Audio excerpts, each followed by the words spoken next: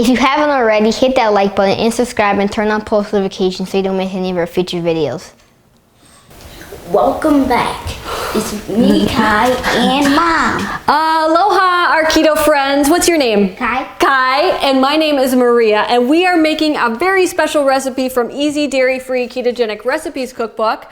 It is so fantastic. I'm going to share it with you. It is the French toast hard-boiled egg pudding because everybody's going crazy for the chocolate pudding, the hard-boiled egg pudding. Everybody! So we're going to make it into a French toast pudding because guess what? What? I don't really like chocolate. You like chocolate? No. You like more vanilla, don't you? Yeah. So we're gonna do a French toast version. So Kai, you put all of those eggs into here. So just like take the bowl and dump it in. We want 10 hard-boiled eggs all into the blender.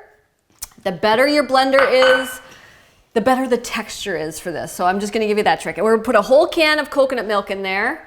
Pour that on in there. See, it's so easy, your kids can do it. Pour it all in there. Dump, dump, dump. And then we're gonna add some sweetener. Now add it to taste, so add this whole thing into we have Swerve, we're adding that. You could do 1/4 of a cup, you could add more if you want it sweeter. And we're gonna add maple stevia. If you have maple extract, use that. But we found maple stevia on Amazon. So You do it. You want me to do it? Because I put a lot in. You put a lot in, too much, and then put the cinnamon in there, because that's the French toast, yummy goodness. Maple, cinnamon, you know. And then we want a little bit of shaker of salt. Don't go too crazy, Gordon Ramsay. That's good, just a pinch. That's a good electrolytes, right? We want some salt in there. And salt is great for desserts. That's stevia glycerite. You could use that in place of Swerve if you don't want to use erythritol. So we're gonna turn this on. Oops.